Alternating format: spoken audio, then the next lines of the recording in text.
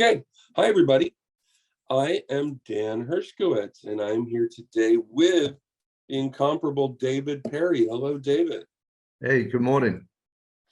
I am joining today on my iPad. Hopefully you can see me okay. For whatever reason, the Zoom did not wish to open on my computer. So here I am.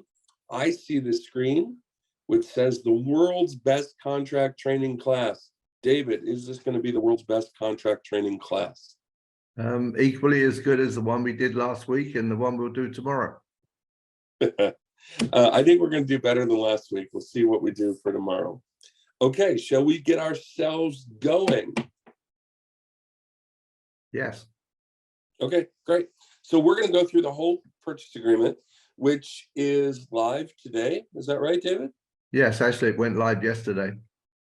Excellent. Okay, so we are going to not reference really very much the last purchase agreement. We're going to pretend as though this is the purchase agreement, which it is. And we're going to remind everyone that since this is the purchase agreement moving forward, and since this this session will be recorded and we want people to use it in the future, let's just talk like it is and has been the purchase agreement. And today we're going to teach everybody how to use it. And with that, let's get started.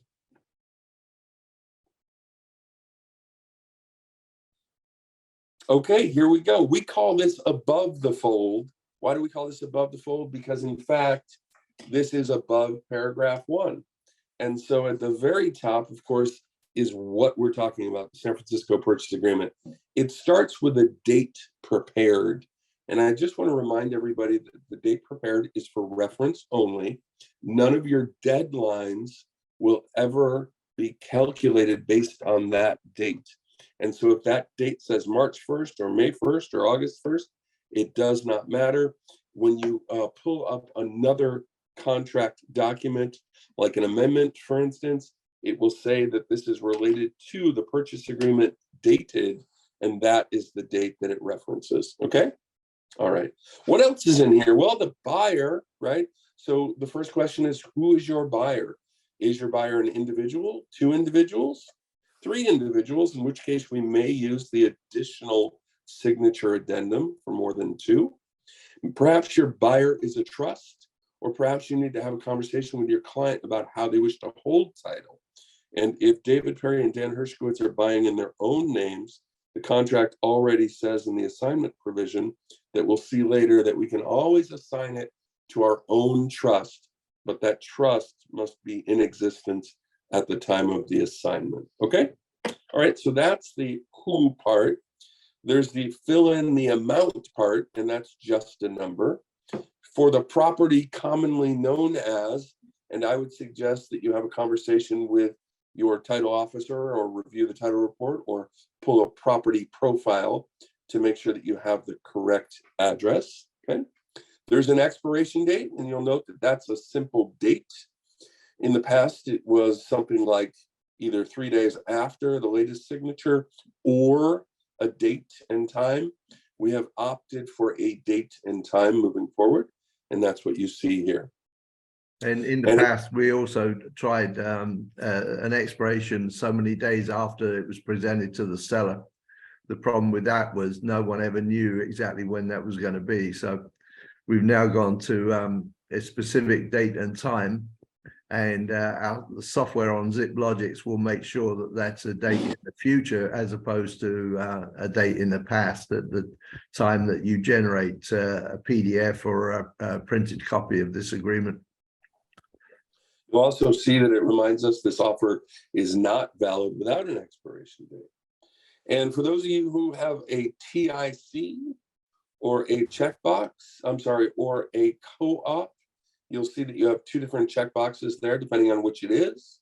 And those are conveniently both now located right here at the top of the contract. And of course, if it is a TIC or a co-op, the corresponding addendum will be pulled into your purchase transaction, and you'll see that in zip forms. Okay. And it also reminds us here at the bottom that the buyer and the seller are collectively the parties, and that the agents are never parties to this purchase agreement. Okay, great. David, why don't you take the next one? Okay.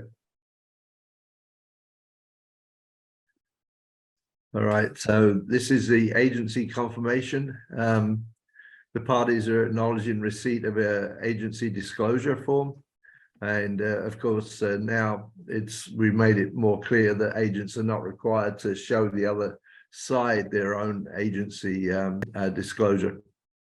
The agency confirmation, if it happens that in your transaction that both sides work for the same brokerage company, even if it's not the same office, if it's under the same licensee as the corporate broker, then that's a dual agency situation. And if one of those dual agent boxes on the right of the 4 lines are checked, then the software on ZipLogix will check the other 3 as well. So you can't, on the one hand, say on one line that you're acting as dual agent, and then say on the buyer's line, say that you're simply representing the buyer. Excellent. And at the bottom there, you'll see that there is a reference to more than one brokerage representing the seller or the buyer in a checkbox. And that checkbox will draw in the CAR form additional broker acknowledgement. So from time to time, we do have more than one agency brokerage representing either the buyer or the seller, and that draws that in for you. And then there's a reminder in 1C that, hey, the possible representation of buyer and seller form has been provided and acknowledged by the parties, and that talks about a whole myriad of different possibilities of when one broker represents 2 buyers or one agent represents both parties, etc. Okay, should we go on to paragraphs 2 and 3? Yes. Great. So 2 and 3, and on the next slide is 2, and the slide after that is 3. They are the escrow holder and the close of escrow. And both of those are conveniently located at the top. Paragraph 2, the buyer simply writes in their preferred escrow holder. Often they write in the same one that generated the preliminary title report that is in the disclosure packet, seemingly to make the seller's agent happy. Sometimes they want the same firm, but they want their own agent. And so we would suggest that you parenthetically write in the name of a particular agent if you want to make sure that you're working and have agreed to a particular escrow officer, is what I meant by agent. An escrow officer, escrow agent within an escrow company. On the next slide, we'll see close of escrow. And so when is the close of escrow? And there's 2 choices, of course. One choice is a fixed date, and the other choice is so many days, capital D, after acceptance. And so we'll talk later about counting days, but we remind you, let's say here it said 30 days. We count every single calendar day until that 30th day. And because it's a capital D, we know that that's a defined term. And when we see a capital D on days and that 30th day, in this case, the performance date, if that falls on a weekend or a holiday like all other performance dates, and in particular here, the close of escrow, if it falls on a weekend or a legal holiday, it will be extended to the next business day. The other thing that we want to remind you of is the key there is acceptance is day 0. Yes, and so if today is the day that the parties get into contract, quote unquote, right? We have an acceptance that is communicated and delivered to the buyer before midnight today. Today is day 0, and tomorrow is day 1. Okay, and the easy way to remember that is to remember that if the contract says we're going to close in 1 day, that's tomorrow, not today, right? So today must be day 0. And finally, if you choose to write in a date there rather than a number of days, remember that if the back and forth for counteroffers is protracted and it takes 3, 4, 5 days, then that close date may be 3, 4, 5 days sooner than your client anticipated in terms of amount of time your client may have anticipated to get all of their functions done. Okay, so what is the next slide? Paragraph 4.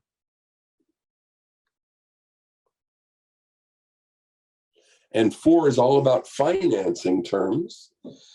And in a moment, when we flip to the next slide, you'll see that we're going to talk about them one after the other, but I wanted you to see that they're all here together. It starts with your initial deposit, typically 3%, an additional deposit, quite unusual, your new first loan, and as we'll discuss in a moment, whether or not you're getting a loan contingency or removing/waiving your loan contingency with the offer. If the buyer is getting a new first loan, this is where the loan amount is entered.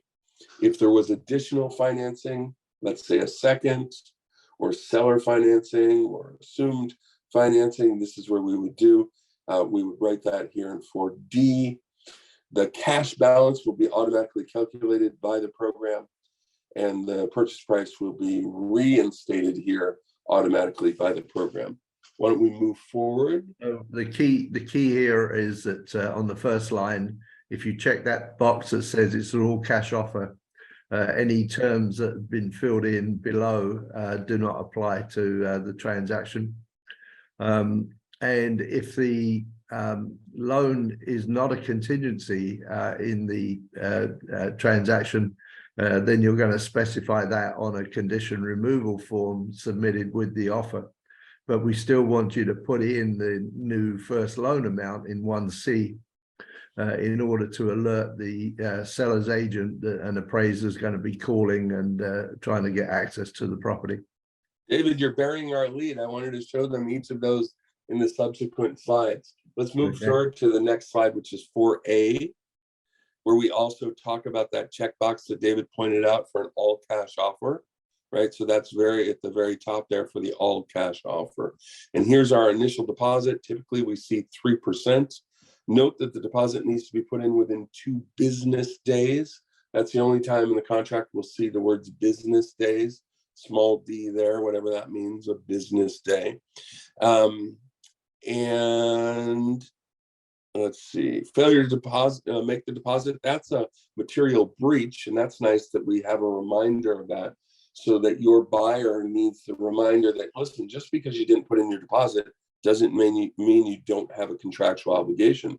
You absolutely do, and you may be breaching that contract. And so if you're representing a seller and the buyer hasn't put in their deposit, serve them with a notice to perform to put in their deposit.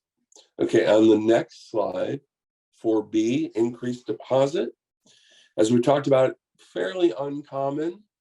If you do have an increased deposit and the parties have agreed to liquidated damages, the only way the increased deposit will be subject to those liquidated damages is if the parties bring in the CAR increased deposit and liquidated damage addendum.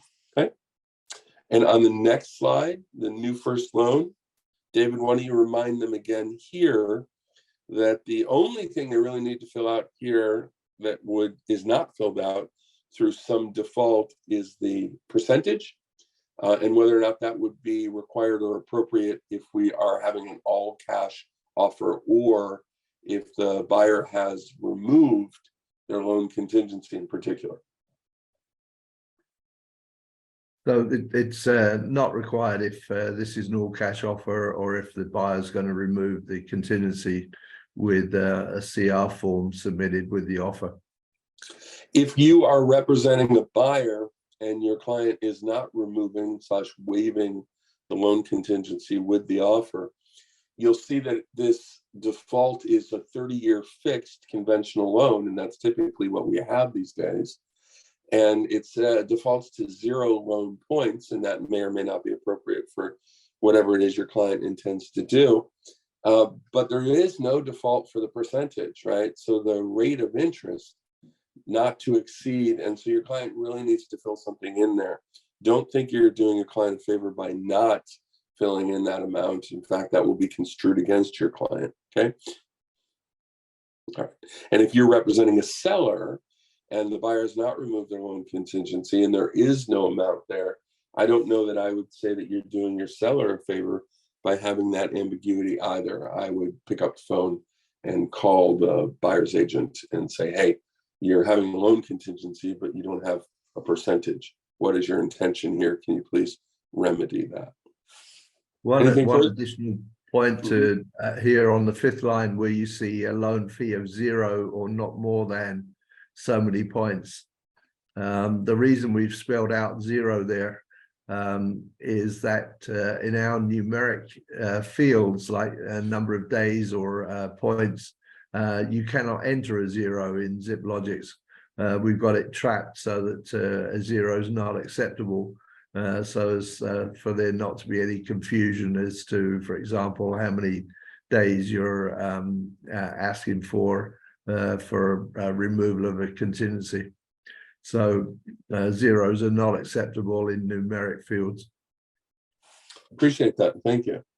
Okay, to the next slide, which is other financing, and fairly uncommon, but perhaps there is assumed financing as interest rates go up. Maybe the seller's current loan is assumable for the buyer. Or maybe there's seller financing, and if so, check a box, and the CAR form will be drawn into the transaction, okay? There's also a line to fill in additional terms or other financing terms. Next slide, paragraph 5, the appraisal. So, David, I want you to talk about this, but let me just set this up by saying that you'll note here that it starts with saying this agreement is contingent upon a written appraisal. There's a default here into the contract that all of the contingencies are included, if applicable. And so we start with that concept that all of the contingencies that are applicable are included. If the buyer chooses to take affirmative steps to waive those contingencies by attaching a contingency removal form, the buyer can do that. And here's an example. So the contract starts with the presumption that there is an appraisal contingency. And David, why don't you tell us a little more about that? Okay, so this is one of the major changes from the contract that we released in December of last year. In the past, what we've had in the appraisal contingency is that you say it needs to be the purchase price or at least a certain other value. For example, if you've written an offer at $1,050,000, you might say it's got to appraise for at least $1 million. Otherwise, that's a reason why the buyer does not have to proceed with the transaction. The problem with that approach is that the initial offer of $1,050,000 might get increased by a series of counter offers going back and forth between the seller and the buyer, so that in the end your purchase price is $1,125,000, for example. And if you've still got $1 million as the alternative amount, if assuming the property does not appraise at $1,125,000, then the buyer's essentially saying, I'm going to be bringing $125,000 in cash into the transaction, in addition to whatever my percentage down payment might be, the 20% of $1 million, for example. And that may be stretching the buyer to a degree that they can't handle. So this is this change. We've tried to take into account that the price might change during the counteroffer process, and now the amount that you might fill in that alternative dollar field is a certain amount less than the final purchase price. In other words, for example, $50,000 less than the final purchase price, and that $50,000 will hold no matter what the final purchase price ends up at. So this is a significant change that you need to look out for, and explain to your buyers exactly what they're committing to here. Great. You'll also notice that there's a reminder here that the appraisal contingency, that the appraisal itself may include material information such as square footage calculations or information about the property. Sometimes, for instance, that there's non-compliant handrails or a non-compliant deck or something, a safety item that the lender may wish to become aware of. And so those items sometimes end up in the appraisal as well. But there's a reminder here that the appraisal contingency has nothing to do with any of those secondary items, including the square footage, and that the appraisal contingency is only about the appraised value. Okay. And so if your client is interested in square footage, well, they should be investigating the square footage as part of their investigation contingency, not through the appraisal contingency. Okay. All right. Next one, paragraph 6. An easy one, paragraph 6, it's the occupancy type. So it defaults to a primary residence. And then the lenders have asked for the vernacular of secondary residence or investment property. That seems to work best for the lenders. We would suggest that you instruct your buyer to have a discussion with their lender if they're trying to figure out whether or not they should leave the default of primary residence or reference this as something other, like a secondary or investment property. That is a lender conversation in some circumstances. Physical possession is the next slide, paragraph 7. And when will we take physical possession? Well, physical possession of the property shall be delivered to the buyer, quote, upon recordation of the deed or, checkbox, an addendum setting forth the terms upon which seller may continue to use the property. Well, that sounds like we may be talking about a quote unquote rent back, right? And SFAR has a form, seller license to use the property addendum, which should always be used and attached in such circumstances. Otherwise, the buyer is entitled to possession of the property when we are all informed by our title our title escrow officer. Congratulations, the deed is recorded. Okay, anything to add there, David? Only that that seller license to use addendum will be pulled into your transaction if you check that box. And for you and I think we might actually specifically refer to that form in a cleanup version of this contract in December. Yeah, I was just thinking that. That's funny. You also see the last sentence reminds us that if the property is tenant occupied, that of course the tenant occupancy will override the buyer's physical possession, and that the buyer will be taking the property subject to tenant rights. And we'll see more on that in paragraph 21. Okay, next slide, paragraph 8. And so this should look familiar to you. We have the opportunity to draw in easily other typical and oft used contract addenda, and they include, of course, the last box on the bottom left column there, which is addendum numbers. So we very often see an offer that comes with an attached addendum number 1, and this is how you do it. You check that box, write in 1, draw in your attached addendum number 1, but perhaps it's instead something else, like a contingency for the sale of the buyer's property, an intent to exchange form, either buyer or seller, which you intend to draw into the property, into the transaction, and you have that opportunity here in paragraph 8. Good. And this paragraph is in the December version, but we've made it more prominent. We've moved it up a page from where it was in December.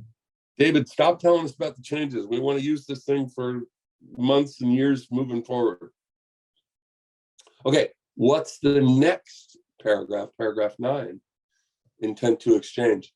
And this should take us all about 2 seconds. There's just a reminder here that if either of the parties intend to exchange, this paragraph reminds us that that exchange is not a contingency of the agreement, and that the parties are merely making a promise to cooperate as set forth on that separate intent to exchange document addendum, which in paragraph 8 could easily be drawn into the transaction.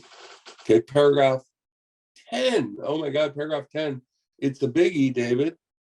Paragraph 10, as you'll see on this page, tells us all about our contingencies And it references paragraphs 10A through L, which are all in our grid. And so if we could ask Genevieve just to step us forward one slide for a moment, so we could take a look at that grid. Great. And so paragraph 10 is the opening paragraph with the wording that we'll see on the previous slide, and then the references here to the grid. And we'll just stay on this for one moment to remind us that, see on the left column, we have A through L. So those are your paragraph references, paragraph 10A, 10B, 10C. So if you received a counteroffer that said paragraph 10A contingency is reduced to 15 days, what they're talking about there is here in the grid, 10-day, the 10A loan contingency. And so in the columns, you'll see that there's a paragraph reference.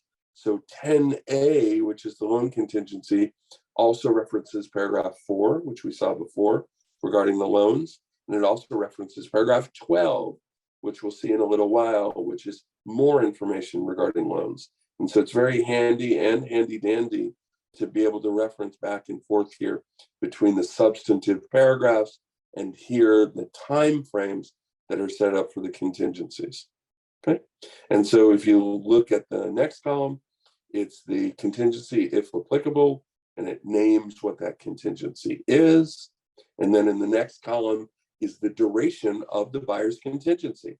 And so if you write in nothing there, the buyer has a 21-day loan contingency. If you wish to make that 30 days, you could type in 30. If you wish to make that 15 days, it's as simple as typing in 15. Okay.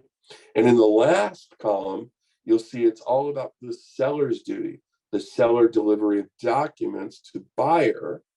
And it gives the duration, how many days after acceptance the seller has, and any additional terms. And so with regards to the loan, there are no documents the seller has to deliver, right? But of course, with reference to, for instance, the statutory disclosures or the San Francisco seller disclosure, right? Or the lease to liened items or the HOA disclosures, etc., you'll see they all default to a certain period of time, either 10 or 7 days for the seller to perform and deliver those documents. Okay. All right, let's go back one. And David, you'll tell us a little bit more about what this introductory paragraph tells us about the contingencies and the document delivery. So what we've said here is that we're pointing out that some of those contingencies may not be applicable to your transaction. But if they are, they're in effect until they're waived or removed by the buyer. And just to give you two good examples of inapplicable or perhaps sometimes applicable contingencies is, for example, the HOA review contingency. And you'll see when we get to the paragraph regarding the HOA review, which is paragraph 20, it starts out by saying if the property is located in an HOA or a common interest development, and then in that case, it's a contingency. And then in that case, the seller has an obligation to deliver documents. The same with properties that are tenant occupied. And so when we get to the paragraph 21, which references rented property, you'll see that there's an obligation for the seller to provide certain documents, leases, estoppels, etc. And there is an opportunity for the buyer, 15 days contingency to review them, approve or disapprove. Okay. All right. So that's the applicable. And within the time frame specified in paragraph 10 in our grid, the buyer has some choices. And those choices are remove the contingency. And how do we do that? Well, we always do that in writing. And the suggestion here is to use the contingency removal form. And when we see the contingency removal form, you'll see that all of the paragraphs are pre-printed there for you and match up nicely, making it very easy to remove those contingencies. Another option for the buyer would be to cancel the contract, right? And of course, they could always cancel in good faith, the good faith execution of a contingency, right? Or there's another option, which of course would be to negotiate, propose an amendment. And the best way to do that would be to use either the RR form in CAR, request for repair, or proposed amendment, or using the CAR amendment of existing agreement form. But if the buyer does none of those things, the last couple of sentences in paragraph 10 point out that the contingencies are still in effect, even if the deadline is passed, until a party such as a seller serves a notice to perform. And our form code is NTPC for that, in which case the buyer will have at least 48 hours, 2 days, to go ahead and remove that condition under threat that the seller will terminate the agreement if the buyer does not do that. Great, and that, of course, we're going to see all over again in paragraph 45, which is referenced here. Now, what about late delivered documents? So if the buyer is under the assumption that they have all of the documents, let's say they're all of the HOA documents. Actually, let's not use HOA. It's a complicated example. Let's use tenant documents, leases, estoppels, etc. And the buyer removes, i.e. waives that contingency. Why? Because the buyer thought the buyer had everything. So the buyer either removes the contingency regarding the leases with the contract, which would be a waiver, or let's say just 2 days after having reviewed them all. And then in the future, the seller has new documents that are in fact documents that are required by this contract to be provided to the buyer by the seller. If the seller gets those documents late, paragraph 10 reminds us that buyers shall have no less than 5 days from the delivery of those documents to do one of these things, which is decide to move forward, decide to cancel, or try and negotiate. I would just caution you that in that event, that 5 days of cancellation right, rather than a reinstatement of a contingency, right? And so your client does have to make sure they are moving and acting in haste. Okay. All right. I think we're ready for paragraph 11. One other point here is that the new contingency removal form, which is in effect since yesterday, the paragraph numbers match the new version of the contract. But if you have a ratified transaction and you're representing a buyer, and that purchase agreement is the December version of the purchase agreement, you may note that a couple of paragraphs are different. For example, the investigation contingency in the new agreement, as we're going to see in a few minutes, is now paragraph 14.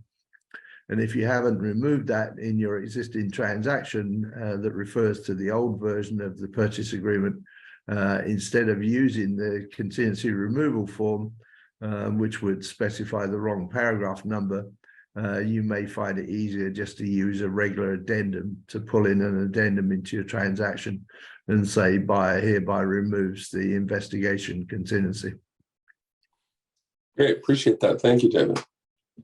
What about paragraph 11, waiver or removal of contingencies? And we've touched on some of this, but let's just go through our bullet points here. The first thing is that the buyer should understand which contingencies in this agreement are applicable to the sale, right? And so there's an obligation for the seller to provide documents related to all applicable contingencies, but the buyer and buyer's agent should certainly be making some effort as well. Contingencies may only be removed in writing, and irrespective of buyer's contingency waiver or removal, seller must update seller's disclosures with any new material facts, and buyer may have a right to terminate based on those new material facts as set forth in paragraph 25. And later we'll talk about paragraph 25. Basically, it says that if the seller or the seller's agent becomes aware of a new material fact, so it needs to be new, not disclosed previously, not previously known by buyer, and material, right? Whatever that might mean.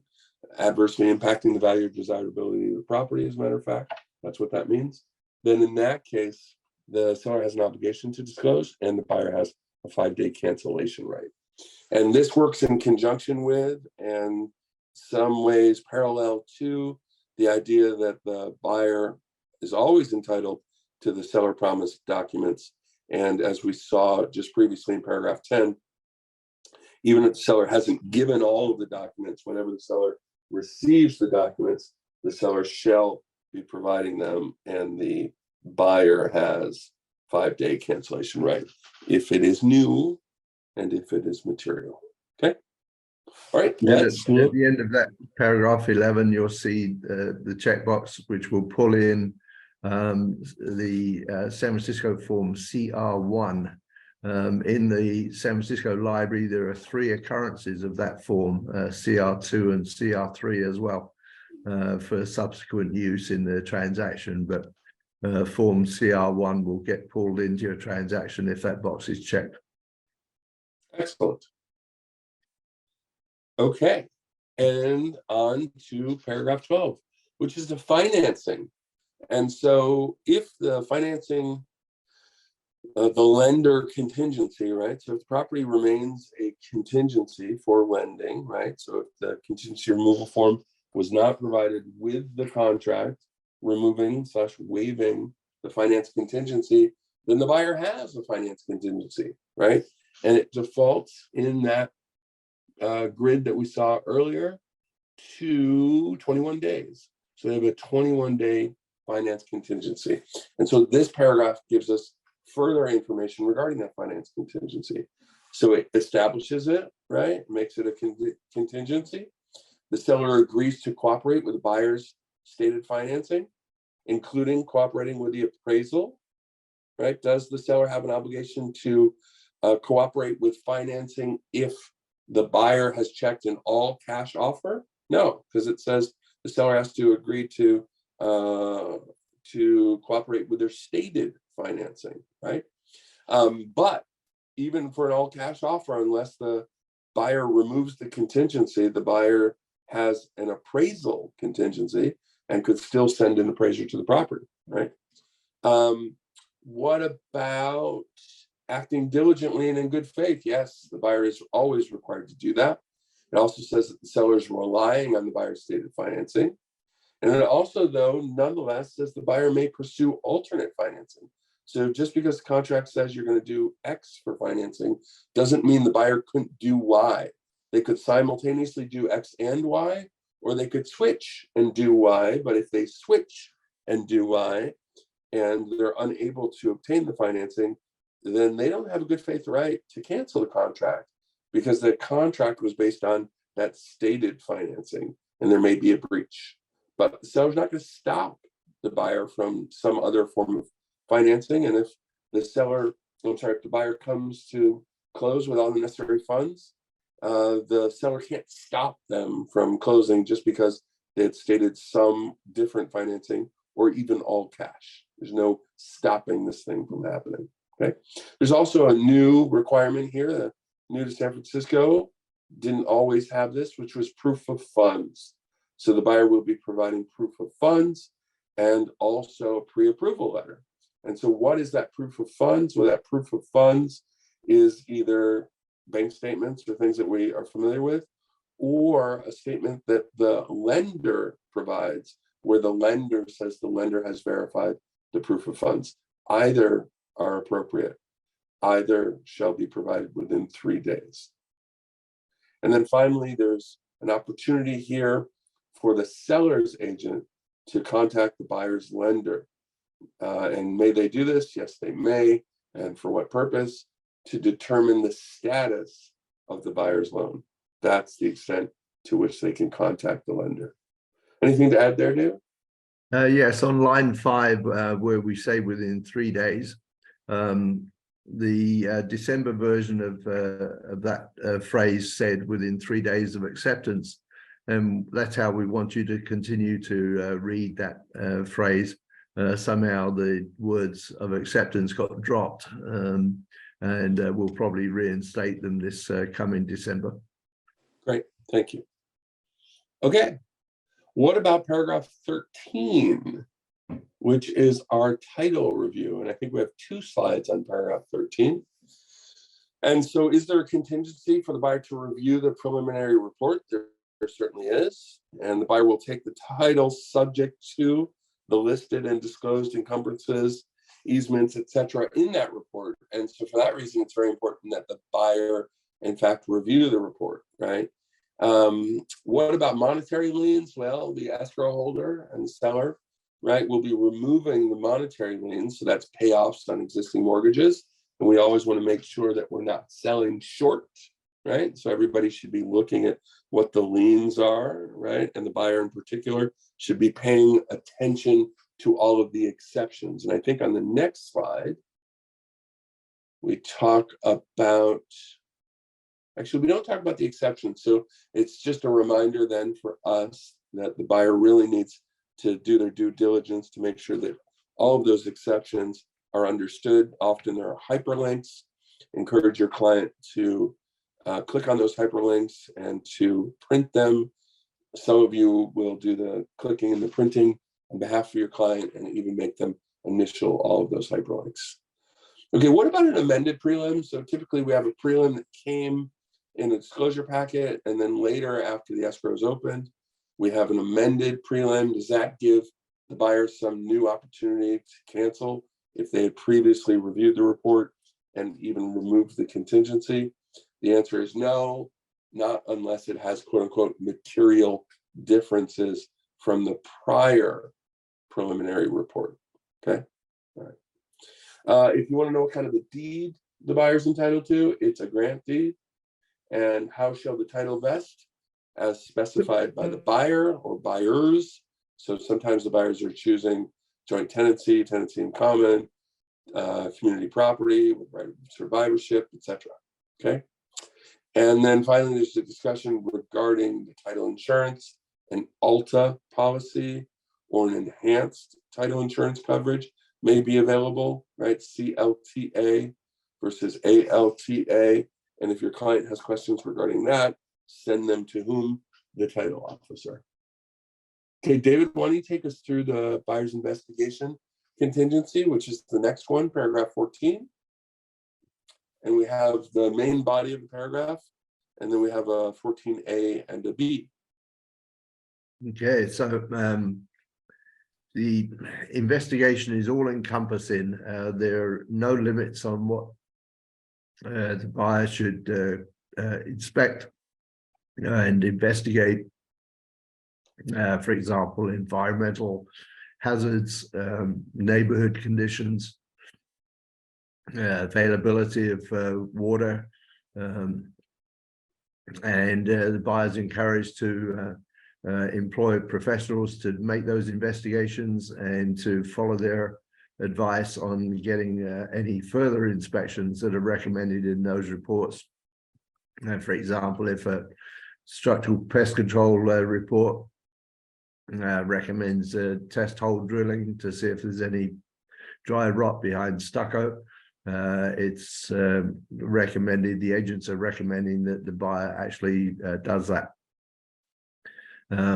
Pointing out that agents don't investigate or verify lot size, boundaries, square footage, or other information contained in those inspection reports, or anything that's in advertising or as a representation of someone else.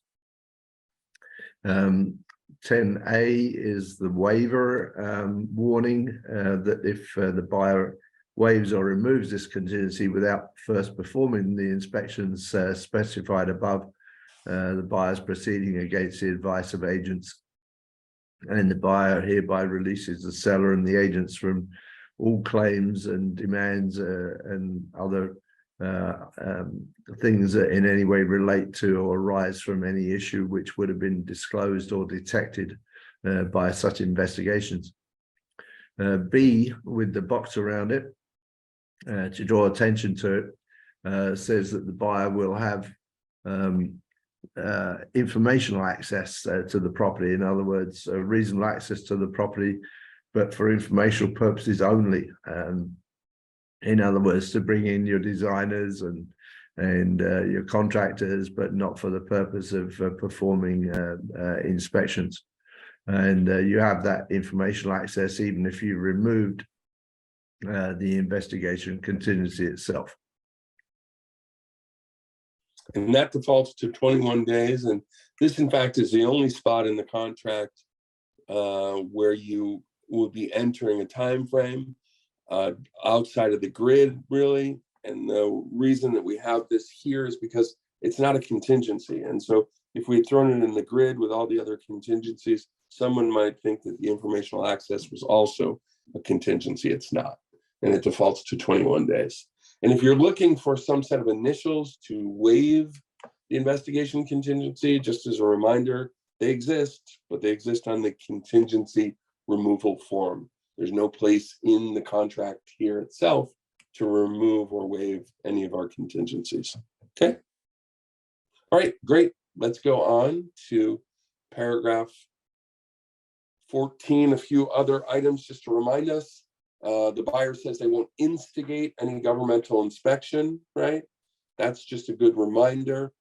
There'll be, without the seller's advance written consent, no invasive testing, meaning no test holes for your pest report, okay? And so those are important reminders. And the next slide is A and B, which David covered. And so we can skip through that slide and go on to our new and exciting paragraph 15. So what David didn't tell you when he went through paragraph 14 was he didn't tell you that one of the things that your client should be doing as part of their investigation contingency is to seek out the insurance to find out if they have cost-effective and available insurance to them. Why? Well, it used to be part of the investigation contingency. It's part of the CAR, California Association of Realtor, investigation contingency. But because insurance is such an ongoing issue, San Francisco has chosen to have a separate insurance investigation contingency. And so that's paragraph 15. So just like any other contingency, it's part of the contract. It is applicable and always applicable, as a matter of fact, and it can be waived or removed. And to do that, you would be using the contingency removal form in writing. If the buyer has not waived or removed the contingency, then the seller should be serving a notice to perform. Okay. All right. What is next? Paragraph 16.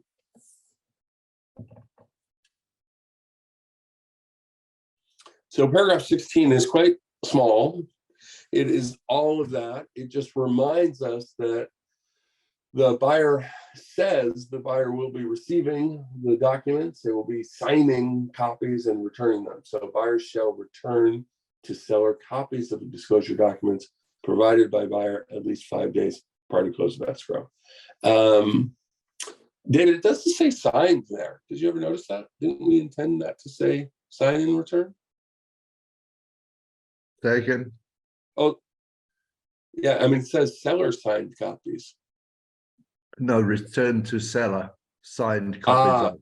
Thank you. I didn't see the two. Okay, good. So it says it.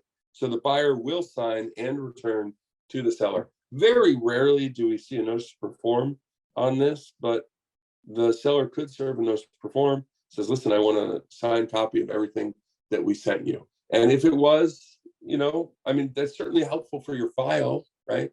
To make sure that the buyer has received everything, showing their initials on all the documents to clean up your file before close.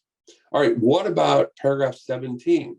17 has an A, a B, a C, a D, and an E. And what is 17 all about? It's seller's statutory disclosures.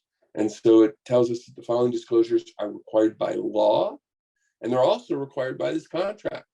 And they shall be delivered by seller within the time frame specified in paragraph 10, right? So when we go back to paragraph 10, you'll see that, for instance, and let me just do it. Paragraph 10 talks about 7 days for the seller to deliver all of these paragraph 17 documents. And so if they're not already in the disclosure packet, the seller has 7 days to deliver all of them. And when we get to paragraph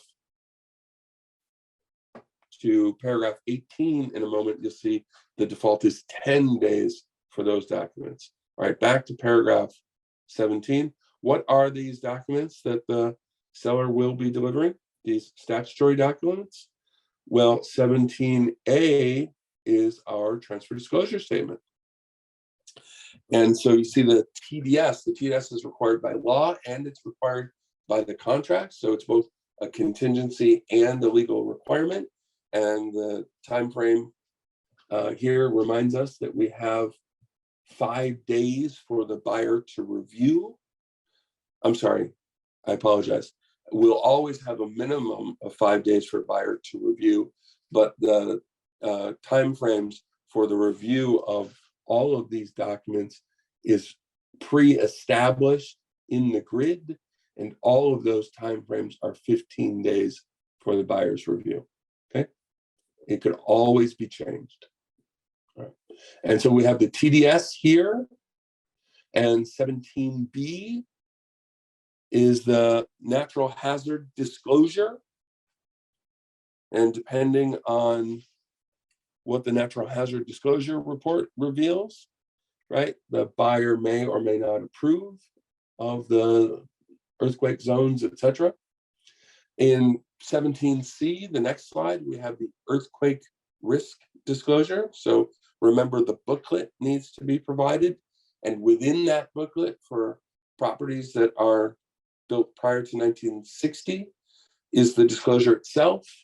Although the San Francisco form and version is available to you in your Zip Forms library and is typically used. And in 17D, the next slide, earthquake hazard disclosure, required for properties built before 1978.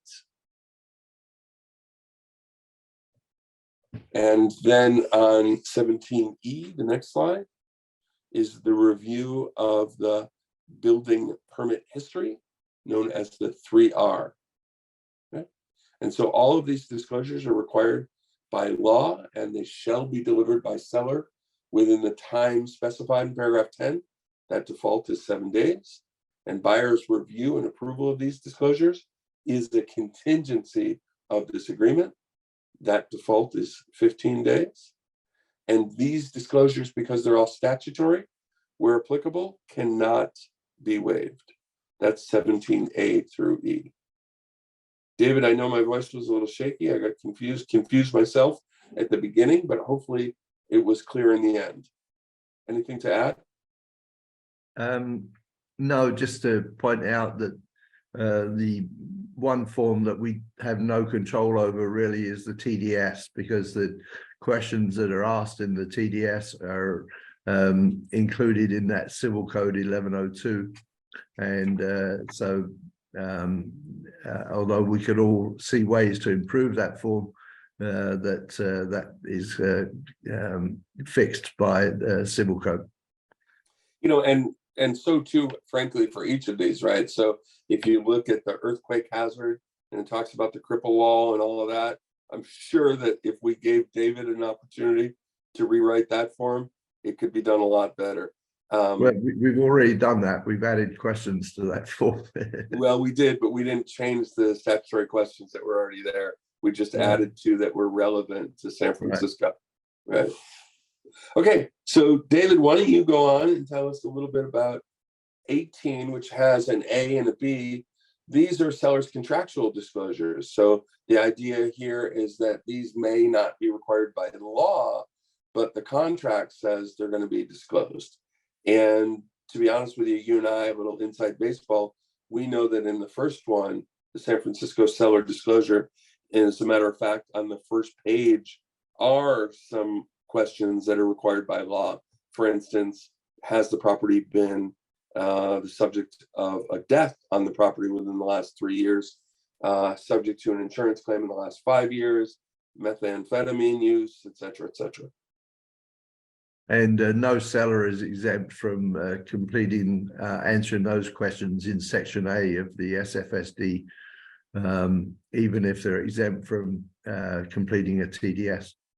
And in fact, we say here in the contract, that the seller will fill out the entirety of the San Francisco seller disclosure, the applicable sections, right? So there's sections for condos that may not apply, multifamily that may not apply, but otherwise the seller is going to fill out the whole thing, even if it is a quote unquote exempt seller. And what we've And so added we need to- recently to this form is a question as to whether or not the seller has ever occupied the property. Great. And I think that's important. Give a little context, right, for the seller's answers. So that's paragraph 18A. That's the San Francisco seller disclosure. Always provided contingency of the contract, 10 days to provide it per the grid pre-printed, 15 days for the buyer to review and approve. If you go on to B, 18B on the next slide, we have made sure that the contract says what has always been true. And what is that? That the seller has to disclose all known material facts, which is a material defect, something that adversely impacts the value or desirability of the property. And so there's a reminder here that the seller has that requirement. And by the way, where do they do that? They can do that inside the San Francisco seller disclosure. There is a question in there in E that parrots this question word for word, okay? And it also reminds the seller, reminds the seller, as it says in the San Francisco seller disclosure form itself, that the seller has also an obligation to provide all documents that are related to or relevant to the property. And so if the seller has a box of dusty documents in the basement, in the attic, in their storage units, they need to be providing them. And the questions we typically have is, well, what do those include? And the answer is anything related to the property, even old appraisals, even old kitchen reports that were provided even before the kitchen was remodeled 30 years ago. If it's related to the property, it shall be included. Okay, let's go on to paragraph 19, which is sort of an exciting paragraph, to be honest with you. So paragraph 19 is all about what's included in the sale, right? So what's included, what's excluded. 19 is split into an A, a B, a C, and a D.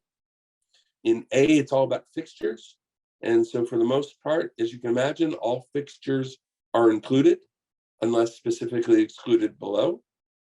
And then there's a section about personal property that's included. And so our contract defaults that a bunch of personal property will be included, and we'll talk about that in just a moment. And then C is, what items are excluded? You can write in particularly what's excluded, and there's a couple of things that are excluded already, sort of pre-checked kind of exclusions. And D is all about leased and liened items. You'll see that there's an opportunity for the buyer to review any and all of the personal property or fixtures that would otherwise be included in the property that are leased or liened. The buyer has an opportunity to review all the leases and the liens and all of the maintenance agreements and everything associated with them to determine whether or not the buyer wishes to take on the responsibility for them. And there's also a great reference in here that we'll see in a little while that says, hey, maybe the parties have already agreed to all of what's included and excluded. Why? Because the seller in the seller's disclosure packet included a new form, new as of a few years ago, a great form that says, hey, these are the seller preferences with regards to fixtures, fittings, etc. And they stuck that in the disclosure packet. If the buyer checks the right box here, and the buyer is agreeing, yes, we're going to use that attached seller preferences rather than what it says here. Okay, some things to note that we often talk about. There are blank lines to provide write-in items specifically excluded. Take care of that. Take advantage of that. There are check boxes here to checkbox things that are specifically included. There's a reference here to EV charger, for instance. We often hear about that and home automation systems and video doorbells. And then there's a reference here to a solar form. That is a form that the seller could use if the seller wishes to take advantage of it. It's a CAR form that has both an advisory regarding solar and also a whole bunch of questions for the seller to answer, explaining what solar systems, solar items are available and at the property. So let's skip forward to the next slide. Let's just review the top line of 19. To the extent owned by the seller as opposed to a stager or an agent. So there is a kind of an alert here for a buyer that if you see window shears, for example, make sure they're not part of the staging if you want them to stay, because this contract is very it's kind of seller friendly in that respect. Well, on the next page, as a matter of fact, we'll see that. And so on the next slide, David was referencing to the two asterisks at the bottom, right? None of these things stay with the property if they're not owned by the seller. So if they are just staged items or owned by the agent. And that, as you say, puts a real impetus on the buyer to ask some questions, right? Typically about mirrors and about draperies. And they're only included if on the property at acceptance. And so if the buyer chooses to check every box, including boxes for refrigerators and wine coolers and other things that don't exist and didn't exist at the time they got into this contract, well, the seller doesn't have to go shopping to buy them refrigerators. So they must have existed at the time they got into the contract. Okay. So okay, and the next on this slide, second line, first bullet, I can see an update for your for the next presentation. Uncles. I think uncles is supposed to be unless, huh? Yeah. All right, I got to search for uncles. Search 19A uncles. Uncles equals unless. Thank you, sir. Okay, next one, 19B. Personal property items included. So just to remind you, some of these items. So telephone systems, home access, video devices, home automation devices, monitoring, security. This is Nest, doorbells, Ring, etc. So if the seller thinks the seller's taking them, the seller is mistaken, they're staying, okay? So that's important. The solar systems, right? The ones that are owned by the seller are absolutely staying. With regards to any that is leased, the buyer has an opportunity to review those leases, right? We'll see that in a moment. Window screens, awnings, shutters, drapes, anything related to the windows. Attached floor coverings, affixed mirrors, but not hanging mirrors. So if you have a mirror that's hanging like a picture would hang, that is excluded from the sale, okay? All right, and so these are the items that we typically talk about or fight about. And so we gave you a list here. All right, next slide. So personal property items included. Remember, we have the opportunity to check those various boxes, right? But again, only to the extent owned by the seller, not the stager, and on the property at the time of acceptance. So those check boxes are refrigerators, freezers, microwave, washers, dryers, EV chargers, range stoves, dishwashers, wine cooler, bathroom mirrors, fireplace equipment. And then there's a reference to see paragraph 50. You check a box that says see paragraph 50. Paragraph 50 is additional or other terms. You could write in more there. Now, why is EV chargers here? Well, EV chargers here is a checkbox, frankly, as a reminder. Most of us would argue that the EV charger is already a fixture and therefore already included, right? Here it may be a reminder, hey, that thing's included, okay? And then 19C, the next slide, is the items excluded from sale. And so you can write in additional items, but there's just a few that are reminded here that are excluded. Furniture attached to the property, but attached for earthquake safety, not included. The externally mounted AV equipment. So built into the wall, into the sheetrock speakers or fixtures, they're staying. But a speaker that is mounted to the wall with a bracket, like the flat panel TV that is mounted to the wall with a bracket. Those are not included in the sale. The seller may take those with them, and the seller may also take the brackets. And if they do take the brackets, they need to patch the hole, but they don't need to paint. Okay. And I have a note here that paragraph 27 reminds us later when we see about the condition of the property and keys, that there's no obligation for the seller to repair holes from hanging objects like nail holes when they take down paintings, etc., before they leave. Okay. And the next slide is all about the leased or liened items. And so, as I was explaining, the seller must, as a contingency of this contract, and so therefore it's in paragraph 10, so our grid, paragraph 10I, is a reference to the leased or liened items. Why? Because there's a seller obligation to provide these documents within the time specified in paragraph 10, and there's a buyer opportunity to review and approve or cancel the contract within the time specified in paragraph 10. Okay. And so what is included here, anything that's leased or liened, typically that's going to be solar, but there could be other items as well. The preliminary title report is often very helpful to remind us what is leased and liened items. Some may have an ACC, I'm sorry, not ACC, oh God, UCC filing.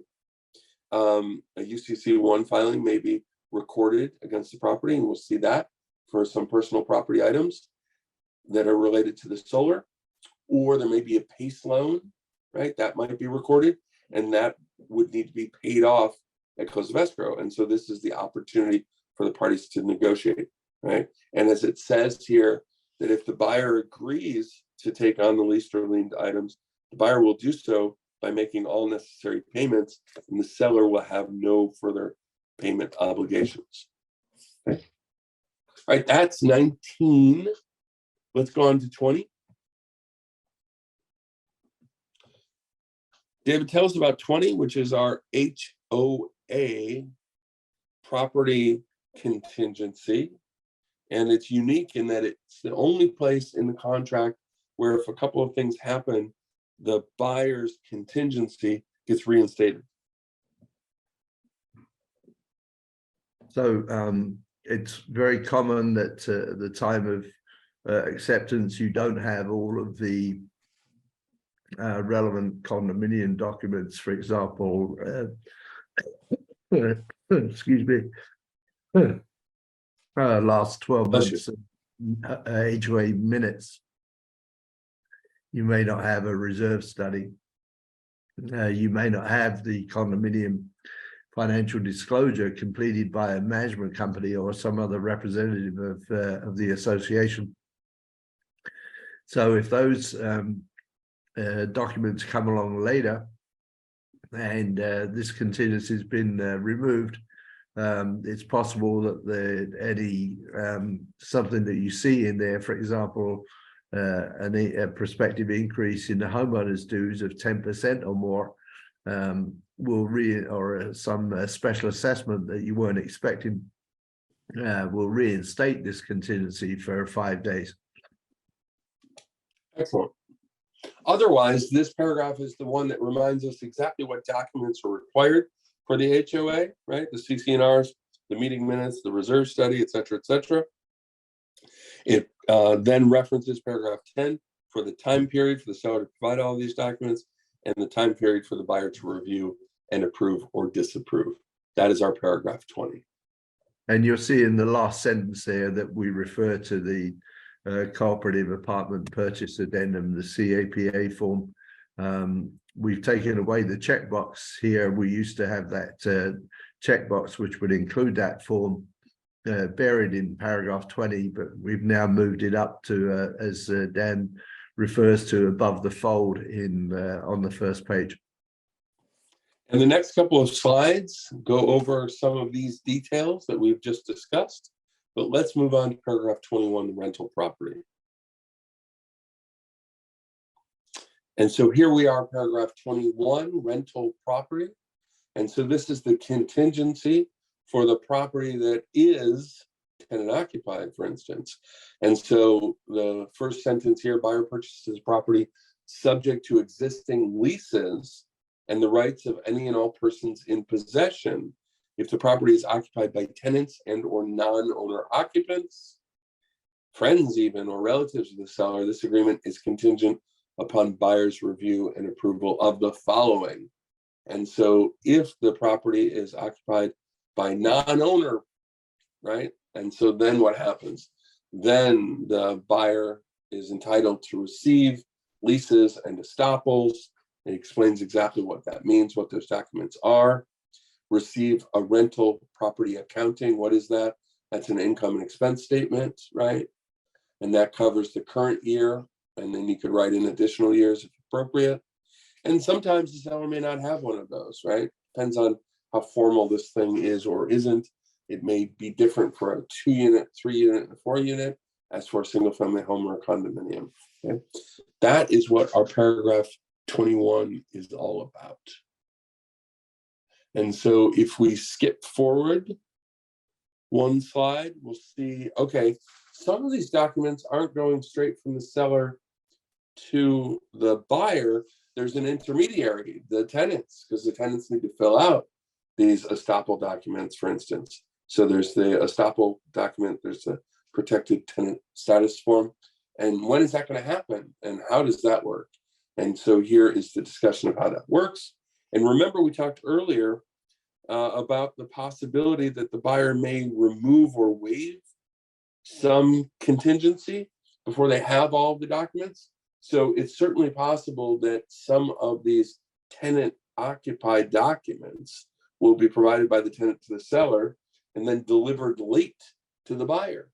And as we saw earlier, even if the buyer has removed that contingency, they'll still have 5 days to review and potentially cancel the contract. And so if you say to yourself, oh, that doesn't seem fair to the seller, well, it would be even less fair to the buyer. Okay. Okay, great. And from a buyer's point of view, make sure that you've got an explanation for all units, including those that are vacant, including those that are operated by a relative of the owner at a heavily discounted rent. Yeah, some of those people might be somewhat reluctant to depart at close of escrow. Okay, excellent. And so the next couple slides detail a few of these items, but I think it's fair to say that we could probably move on to number 22.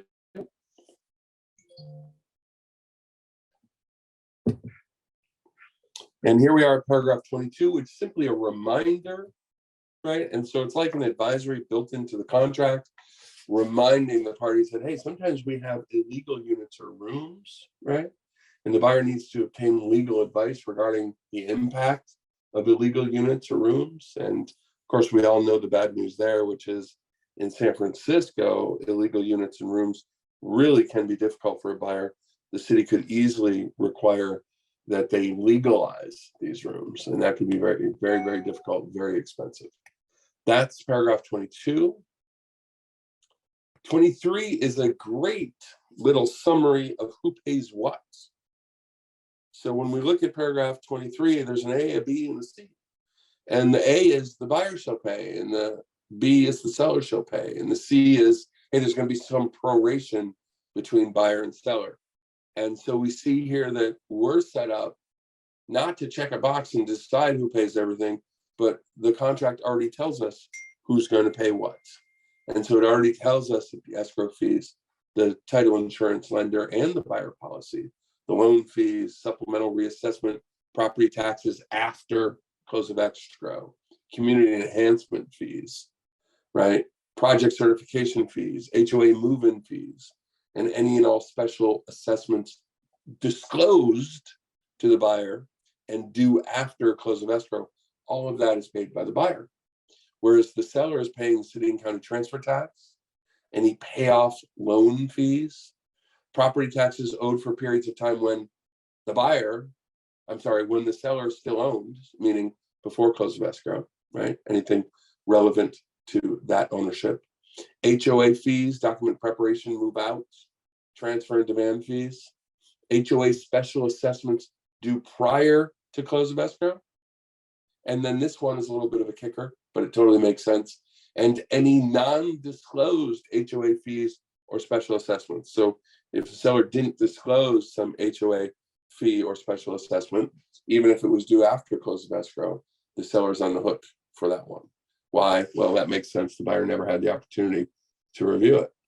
What about prorated? The next slide, C. So there's a prorating of property taxes, rents, operating expenses, right? All based on the close of escrow. Interest on any assumed loans, don't see that very often. And HOA regular assessments. And if there's anything else, well, we're going to let the escrow company decide based on typical escrow holder practice. That is paragraph 23. David, you want to take us through the next couple paragraphs? Sure. So the buyer should make sure that when they take ownership of the property, that any local, state, and federal laws that are triggered by a change of ownership have been complied with. For example, smoke and carbon monoxide detectors. And if we move on to the next slide, we'll see some other items. That the water heaters are strapped or braced according, and if they've been recently replaced, that they were installed so the ignition point is at least 18 inches above a garage floor. So if that hasn't been done, if someone slipped in a new water heater without complying, then the buyer should make sure that seller brings that into compliance before close of escrow. Next slide, please. Underground storage tanks, one of my favorite subjects. Look out for single family homes or apartment buildings that at some point in the teens or 20s had a oil-fired heating system. Those are typically radiators in the individual units, and a quote boiler room somewhere in the basement. Those you need to find out if a seller has complied with the law and had an inspection to find out if there is an underground storage tank still on the property. And if you're not able, or if you don't receive a report that says there is not, then the buyer's advised to get their own inspection, because as long as you find it before close of escrow, it's going to be up to the seller to have the tank closed, which typically means removed, and to undertake any possible remediation of the soil beneath the tank that may be required if the tank itself has been leaking.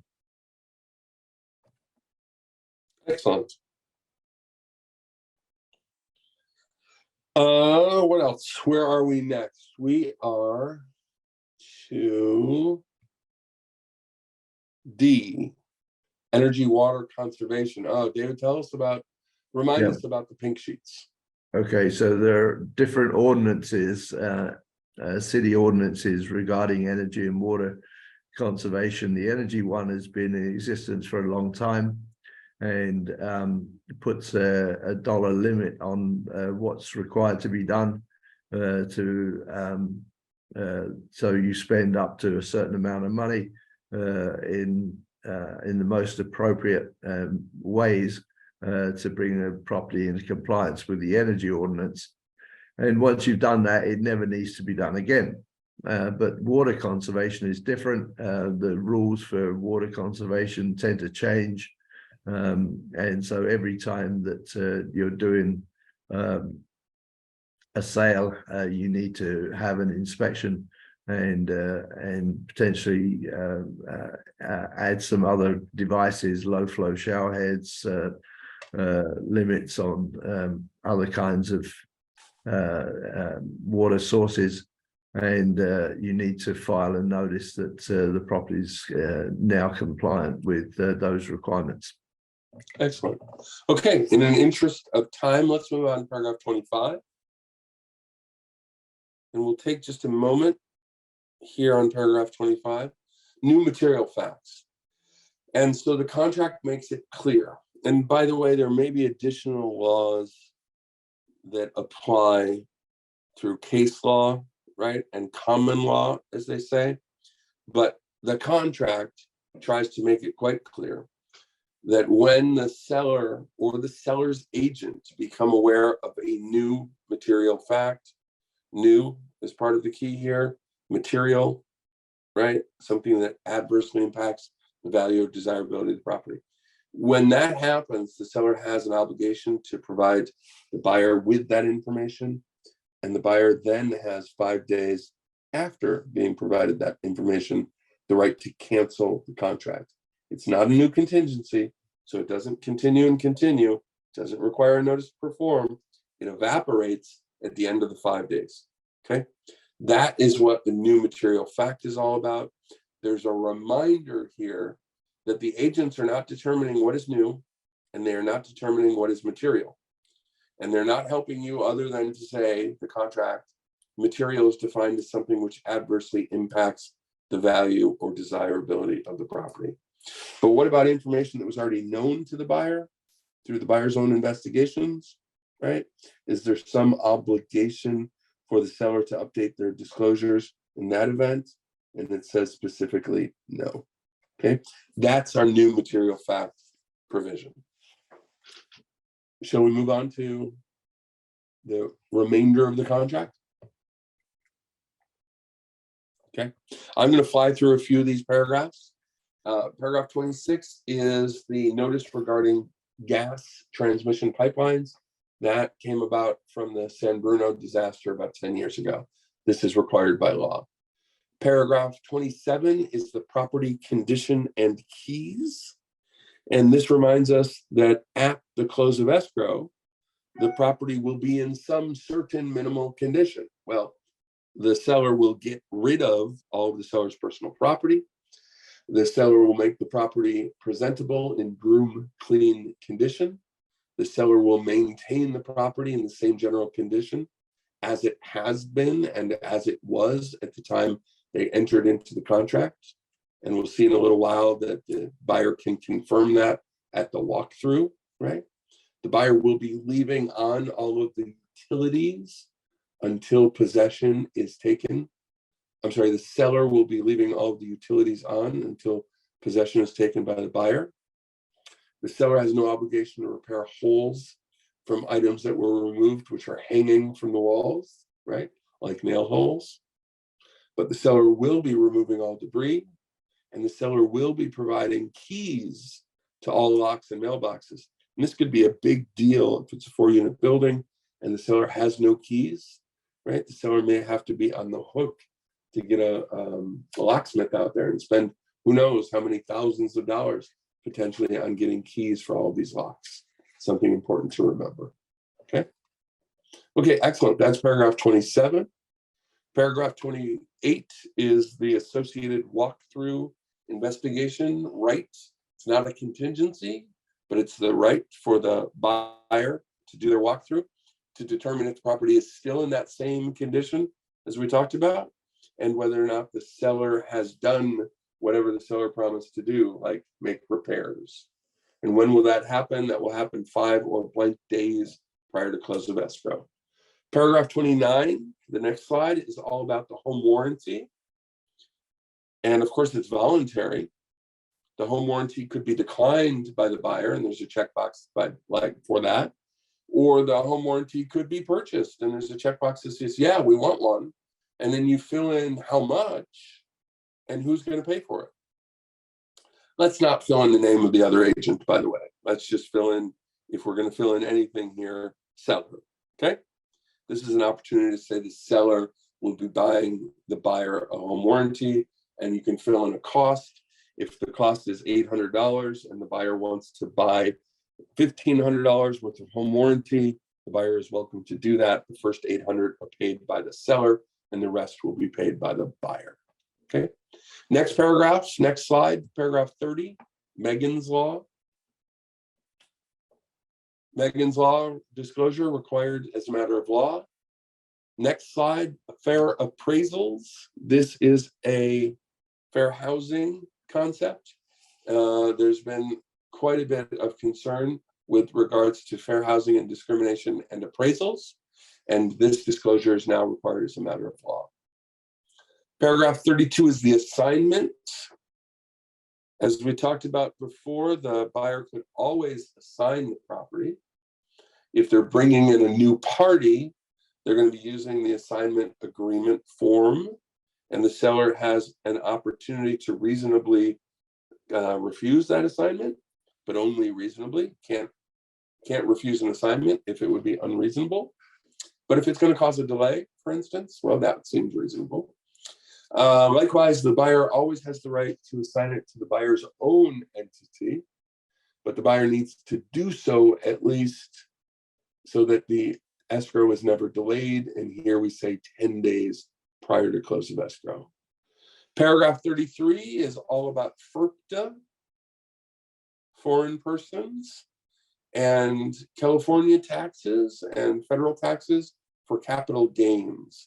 And paragraph 33 simply says that the seller, depending on who they are, whether or not they own or occupy, whether or not they're a foreign person, that there may be federal or state taxes associated and required, and that the parties both agree ahead of time that the escrow holder will be collecting those taxes unless the seller signs the right affidavits.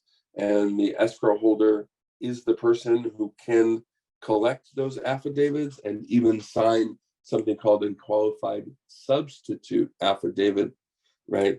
And all of that shall be done prior to close of escrow. That's paragraph 33. Paragraph 34, the next slide reminds us that the offers are never confidential and that the seller is free to shop the offer. If you wish to have a confidential offer, use the CAR form NDA non-disclosure agreement. Make sure it's signed before you send the offer.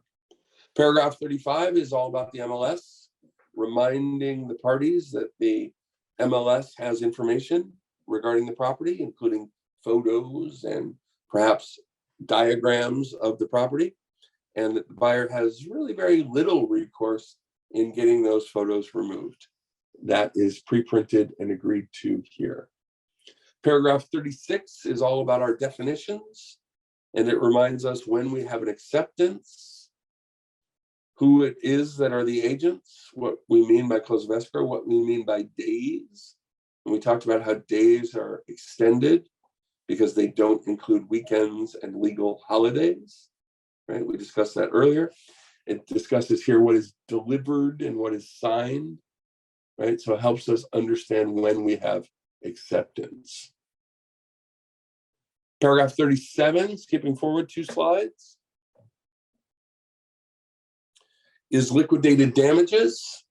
This applies only if initialed by both parties. So if one party initials and the other doesn't, well, we have mixed matched initials and we do not have a meeting of the minds. And so if we're ever in a situation where we have mixed matched initials and we don't have a meeting of the minds, then we would say, oh my God, we don't have a contract.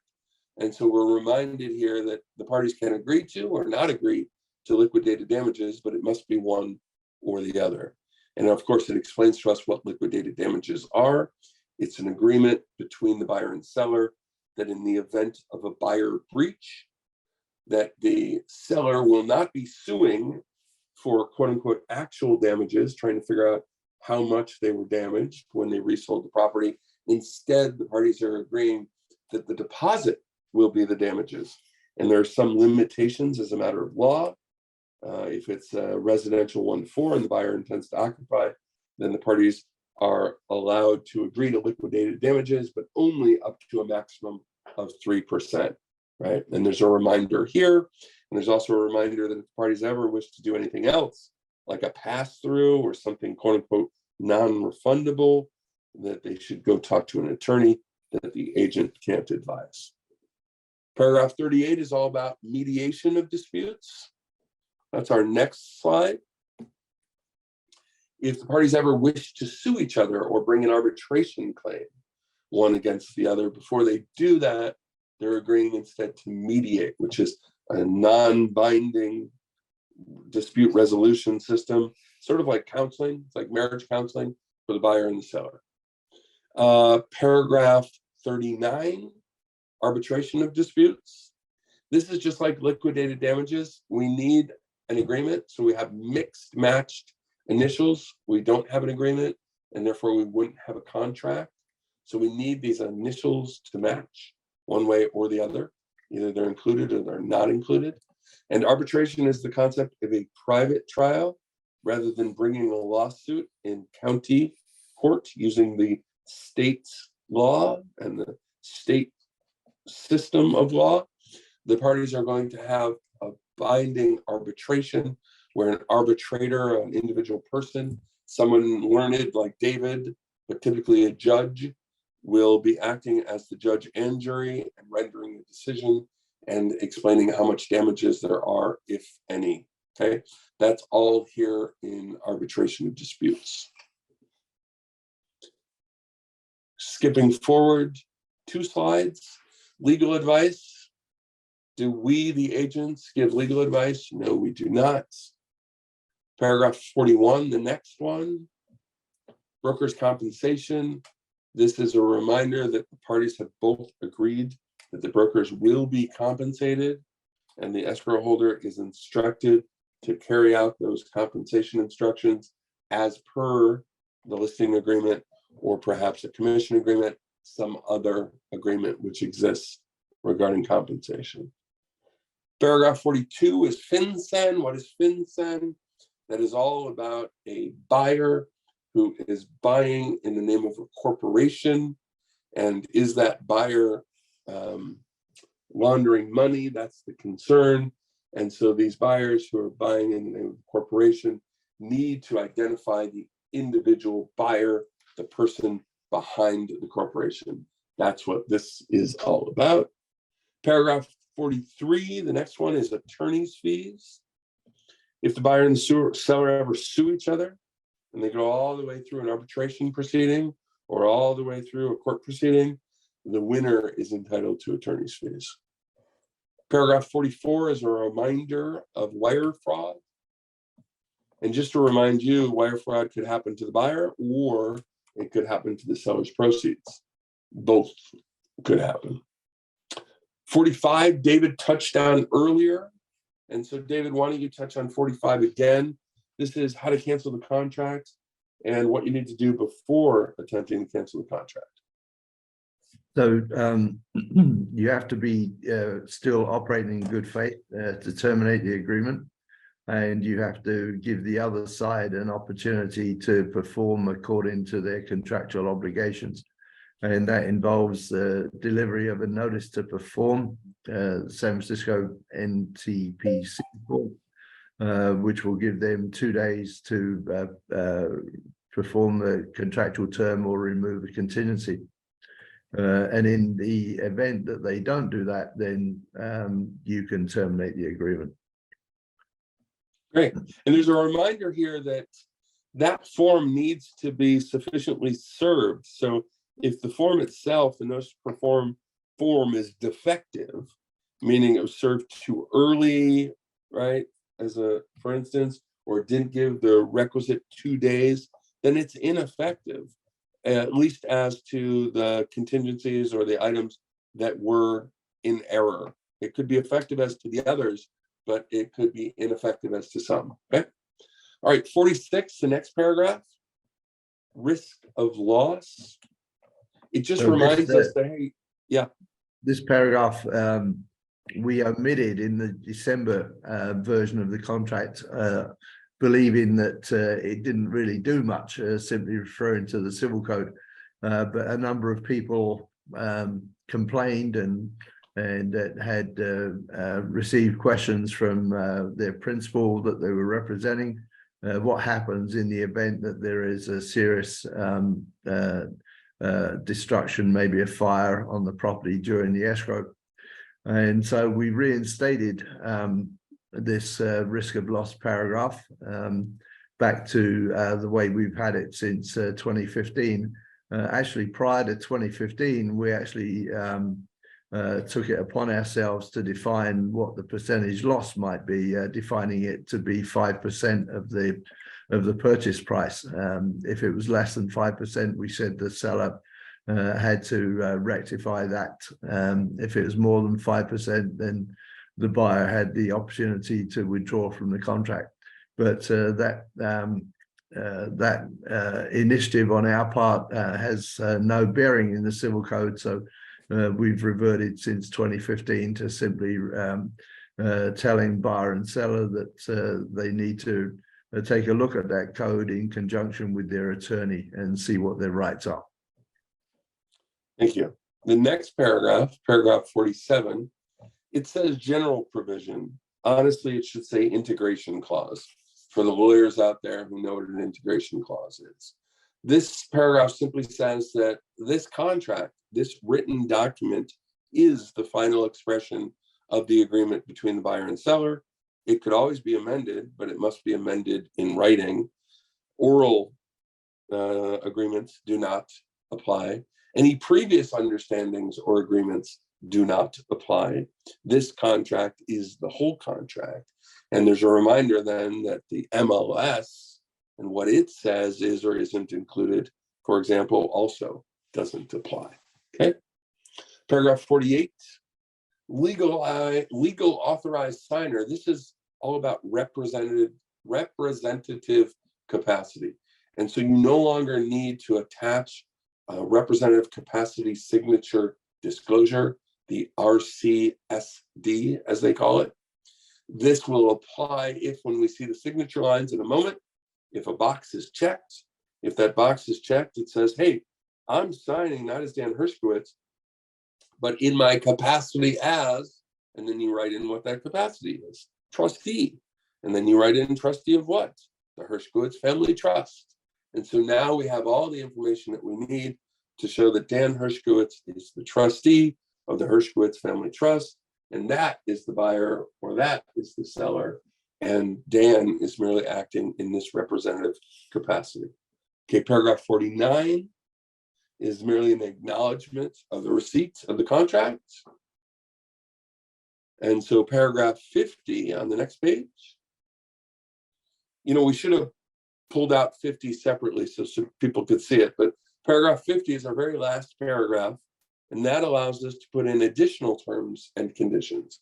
And so if you have additional terms and conditions, such as the property will also include all of the goldfish, and Mr. Parry will sing a jig and pledge his allegiance to Manchester United. If all City, of that Manchester City. No, that's why it would be an additional term. You would have to pledge to Manchester United. All of that would go here in paragraph 50. And if you wrote too much, right, you were like Dickens and you kept on writing, well, the text overflow addendum would pop up. Okay, and then we see our signatures. And so remember, I talked to you about that that box that the buyer could sign and say, hey, I'm in a representative capacity. Well, there it is. And then if they check that box, they'll explain exactly who they are. I am the trustee of the such and such trust. Okay. And then we have the acceptance for the seller, or if the box is checked, the seller isn't accepting, the seller is accepting only as amended by the attached seller counteroffer. There's that checkbox. And then you see down below, there is an opportunity for the seller to sign in a representative capacity. Okay, next page. And I think it's the last page. So we go to the next slide, which I think is the last slide. Yeah. And I'm sorry, one back, Jen. I was looking at the wrong screen. I apologize. Thank you. So on this last slide, we have the broker compensation box. And this isn't a box to say, hey, this is about the brokers. The brokers are not parties to this contract. So here the brokers can fill in their own contact information. And there's also a discussion here that if the broker writes in a designated electronic delivery address, like a special email, or maybe your regular email, or a text number, if that's what you want. Well, if the parties do that, if the agents do that, then the agents are agreeing the other may use that designated electronic delivery address as the place to send all of the important contract documents. And the moment they're sent, we have assumed that they're received. Why? Because you gave us this address. And so the moment we send you the documents, like your counteroffer, to that address, we're not going to fight over whether or not you received it. We're all agreeing ahead of time that the moment it's sent to your designated electronic delivery address, it is received. Okay, David, we did it. Can you believe it?